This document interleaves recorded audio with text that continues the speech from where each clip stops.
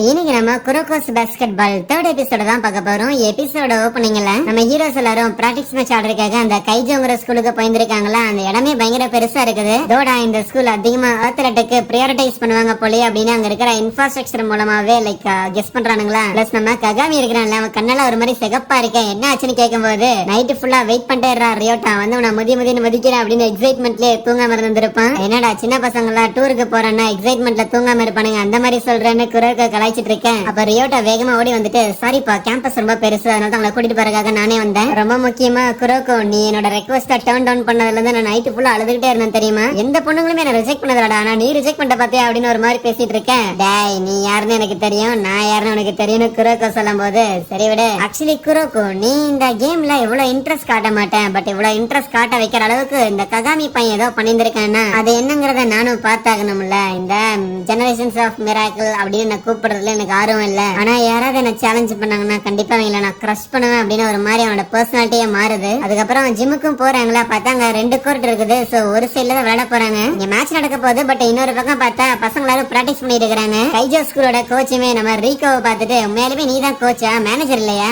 சரி விடுங்க, தேவையான அரேஞ்ச்மெண்ட்ஸ் எல்லாம் ஓரளவுக்கு பண்ணியாச்சு. பிளஸ் ஆடியன்ஸ் வந்து பாக்குற அளவுக்கு இந்த மேட்ச்ல எதுவும் இருக்கிற மாதிரி எங்களுக்கு தெரியல, அதனால நம்ம இந்த இடத்துல பிராக்டிஸ் மேட்ச வச்சுக்குவோம். பக்கத்து கோர்ட்லயே மத்த பசங்க எல்லாம் அவனுங்க ட்ரைனிங் பண்ணிட்டு போறானுங்க, அதை டிஸ்டர்ப் பண்ணணுங்கிற தேவை கிடையாது. எங்களோட மெயின் டீம் கூட தான் நீங்க ஆட போறீங்க, சோ அதனால அசிங்கமா தோத்துறாதீங்கன்னு சொல்லிட்டு போகும்போது நம்ம ரீகோக்குலாம் செம்மையா கடுப்பாகும். என்ன அவ்வளவு அசால்ட்டா நினைக்கிறானுங்களான்னு நம்ம ககாமியே காண்டாயிட்டு இருக்கேன். ரியோட்டா ஜெர்சி எல்லாம் போட்டுட்டு இருக்கும் போது கோச் போயிட்டு, நீ ஏன் துணியெல்லாம் மாத்திட்டு இருக்கிற, நீ எல்லாம் ஒண்ணு கேம் ஆட போறது கிடையாது, மெயின் டீம் தான் அவங்க கூட நான் போட்டி போடுறதுக்காக அனுப்ப போறேன், பட் இருந்தாலும் மெயின் டீம்ல நீ இருக்க போறது இல்ல, ஏன்னா உள்ள நீயும் ஆடினா இது ஒரு ஒன் சைட் மேட்சா போயிடும், கேமா கூட இருக்காதுன்னு சொல்லிட்டு போக, இதெல்லாம் கேட்டா நம்ம சீனியர்ஸ்ல இருக்கிறானுங்களா, என் வாழ்க்கையில இவ்வளவு அசிங்கப்பட்டது இல்லைன்னு நினைப்பானுங்களா, கடுப்பாவானுங்க. ரியோட்டாவும் வந்துட்டு, சாரி கைஸ் மன்னிச்சிடுங்க, கோச் கொஞ்சம் ஓவரா பேசிட்டாரு, பட் இருந்தாலும் கவலைப்படாதீங்க, நீங்க கொஞ்சம் பிரஷர் அதிகமா போட ஆரம்பிச்சீங்கன்னா ஆட்டோமேட்டிக்கா பெஞ்ச்ல உட்காந்துருக்க என்ன அவர் திருப்பி சப்ஸ்டியூட் பண்ணி தான் ஆகணும். ஆனா உங்களோட கேம் பிளே என்ன கூட சப்ஸ்டியூட்டா உள்ள இறக்க விடல அப்படின்னு வைங்களேன், நீங்க எல்லாம் ஜெனரேஷன்ஸ் ஆஃப் மிராக்கிள தோக்கடிக்க போறங்கிற அந்த ஒரு வார்த்தையெல்லாம் விடவே கூடாதுங்க போது, நம்ம குரோக்கு போய் வார்ம் அப் பண்ணி ரெடி ஆயிரு, சீக்கிரம் உள்ள வரதான் போறேன்னு சொல்லிட்டு போக, தோடா இவன் அப்படி பேசுறான்னு நினைப்பான் ரியோட்டா. அதுக்கப்புறம் செரின் ஹை ஸ்கூலுக்கும் கைஜோ ஹை ஸ்கூலுக்கும் மேட்ச் நடக்க போகுது அப்படின்ட்டு அந்த பிளேயர்ஸ் எல்லாம் லைன் அப் பண்ணி வச்சிருந்திருக்காங்களா. அப்ப இதை பார்த்துட்டு இருந்த கைஜோட கோச், ஓகே ஃபைன், ஏதோ ஓரளவுக்கு டீசென்டா ஆடினா கூட போதும்னு நினைக்கேன். பக்கத்துல உட்காந்துருக்க ரியோட்டா, டீசென்சியா அது கொஞ்சம் கஷ்டம் தான் நினைக்கேன். அந்த கைஜோ டீமோட பிளேயர்ஸ் எல்லாம் இருக்கிறாங்கல்ல, சோ அவங்களோட பிசிக்கல் அப்பியரன்ஸ் மூலமாவே நம்ம ரியோக்கா அவளோட அனாலிசிஸ் எல்லாம் பண்ணிக்கிட்டு இருக்கேன். அவளுக்கு தெரியுது நம்ம டீமோட அவங்க கொஞ்சம் பெட்டராவே இருக்கிறாங்கன்னு. அதே நேரத்துல ஒரு நேஷனல் லெவல் டீம் இந்த அளவுக்கு இல்லைனாலும் ஆச்சரியம் தான். நம்ம கிட்ட குரோக்கோவும் ககாமியும் இருக்கிறாங்க, பட் அவங்க 2 பேர் மட்டும் எவ்வளவு தூரம் தான் தாக்க முடியுவாங்கன்னு நினைக்கேன். அதுக்கப்புறம் பாலை டாஸ் பண்ண கைஜோ சேர்ந்த பிளேயர்ஸ் தான் முதல்ல பாலை எடுக்கிறாங்களா. உள்ள போந்த குரோக்கோ அசால்ட்டா அந்த பாலை ஸ்டீல் பண்ணிட்டு வேகமா டங்க் பண்றதுக்காக போக, அவன் மெதுவா ஓடுறாங்காட்டி அசால்ட்டாவே மத்த பிளேயர்ஸ்ல வந்து அவனை சுத்தி வளைச்சிடுறாங்க. ஆனா யாரும் எதிர்பார்க்காத விதத்துல ககாமிக்கு ஒரு பாச போட அந்த இடத்துல ககாமி ஒரு டங்க போட்டு அசால்ட்டா ஸ்கோர் பண்றான். ஆனா பாஸ்கெட்டை பிடிச்சு தவங்கினதுல அது கையோட வந்துருது. அந்த இடத்துல ஒரு நட்டு துரு பிடிச்சிருக்கு போல. ரீகோ கைஜோட கோச்சுக்கிட்ட மன்னிப்பு கேட்டு இருக்கும் போது குரோக்கோ அண்ட் ககாமி 2 பேரும் மன்னிப்பு கேட்கறாங்க. இருந்தாலும் இப்படியே நம்மளால மேட்ச் ஆட முடியாது, அதனால ஃபுல் கோர்ட்டை பயன்படுத்தலாம்னு சொல்ல வேற வழி இல்லாம அவனும் ஒத்துக்க, ரியோட்டாவும் சிரிச்சுட்டு, இதோட கோச்சோட மூஞ்சி இந்த மாதிரி மாறி நான் பார்த்ததே இல்லங்க போது, உங்க கோச் எங்களை தப்பா நினைச்சதுக்கு உங்களுக்கு இதுவும் வேணும் இன்னும் வேணும்னு ககாமி சொல்லும் போது, சும்மா இருடாடே, உடைச்சதுக்கு நம்ம தான் காசு கொடுக்கணும்பா குரோக்கோ. அதுக்கப்புறம் என்ன மேட்சுக்குள்ள நம்ம ரியோட்டாவும் இறக்கி விட அவனை அனலைஸ் பண்ண ரீகோவுமே, இன்னும் அவனோட ஸ்டாக்ஸ் எல்லாம் இவ்வளவு அதிகமா இருக்குது, ரியோட்டா ஆடுறான்னு தெரிஞ்சனே அங்க ஏகப்பட்ட பேர் மேட்ச பாருக்காக வராங்களா.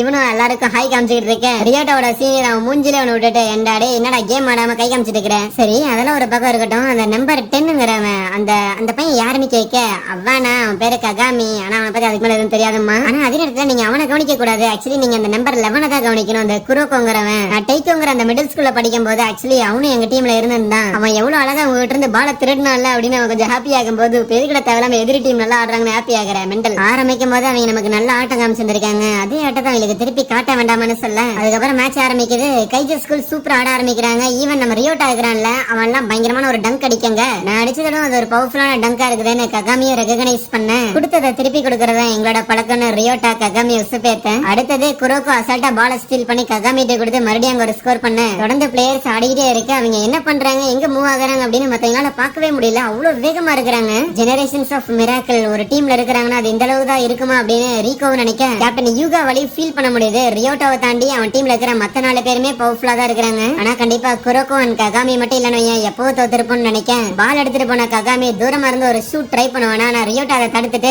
எடுத்துட்டு போய் ஆப்போசிட்ல நம்ம ககாமி போட்ட மாதிரியே தூரமா இருந்து ஒரு ஷாட் திருப்பி காப்பி பண்றான். அதுக்கப்புறம் யூகா பால் எடுத்துட்டு வர குரோக்கோ வந்துட்டு தலைவா டைம் அவுட் கேளுங்க. நேர போக போக ககாமி இன்னுமே தன்னை புஷ் பண்ண ஆரம்பிக்கிறான். ககாமி புஷ் பண்ணானா கண்டிப்பா ரியோட்டாவும் புஷ் பண்ணுவான். ககாமியை நம்ம கூல் டவுன் பண்ணி ஆகணுங்கும் போது யூகாவும் ஓகே சொல்றதுல ஒரு பாயிண்ட் இருக்குதுன்னு அந்த இடத்துல சரி நம்மளோட ஃபர்ஸ்ட் டைம் அவுட் கேட்க டயர்டா இருக்கிறவனுங்களை பார்த்து நம்ம ரீகோ இது வரைக்கும் 5 நிமிஷம் ஆடி உனக்கு இவ்வளவு டயர்டா இருந்து நான் பார்த்ததே இல்ல. மேபி அஃபென்ஸுக்கும் டிஃபென்ஸுக்கும் உனக்கு மாறி மாறி ஓடி போனங்காட்டி இவ்வளவு டயர்டா இருப்பானுங்களோ. அதுவே கைஜோட கோச் பார்த்தா அவனுங்களை பிடிச்சி திட்டிட்டு இருக்கிறாரு. டே டிஃபென்ஸ்ல நீங்க என்னடா பிடிக்கிட்டு இருக்கிறீங்க, ஒழுங்கா பால் எல்லாம் தடுக்க மாட்டீங்களான்னு கேட்டு இருக்கேன். சார் அதெல்லாம் பாத்துக்கலாம் சார், பட் இருந்தாலும் அந்த ஃபர்ஸ்ட் இயர் 2 பசங்க முடியல. அந்த ககாமி பையனை கூட இந்த ரியோட்டா ஏதோ சமாளிச்சிருவான். ஆனா அந்த நம்பர் 11 ஒருத்தக்கிறான் பாத்தியா, எபா எங்க இருந்து வரானே தெரிய மாட்டேங்குதுங்கும் போது ரியோட்டா நான் தான் சொன்னல அவன் சூப்பரா ஆடுறான் பாத்தியா அப்படின்னு ஹாப்பி ஆகும் போது வயிற்றுல குத்திட்டு ஏன்டா அவனுக்காக ஹாப்பியா இருக்கிறான்னு கேட்க பரவாயில்ல விடு அவனுக்கு ஒரு வீக்னஸ் இருக்குதுன்னு சொல்லும் போது இன்னொரு பக்கம் நம்ம ஹீரோஸ்மே ஓகே ஜெயிக்கணும்னா அந்த ரியோட்டா பையனை நம்ம ஏதாவது பண்ணி ஆகணும். ககாமினால மட்டும் தனியாவே அவனை ஸ்டாப் பண்ண முடியல. சோ வேற யாராவது போட்டு ஆகணுமான்னு யோசிச்சுட்டு இருக்கேன். அப்ப குரோக்கோ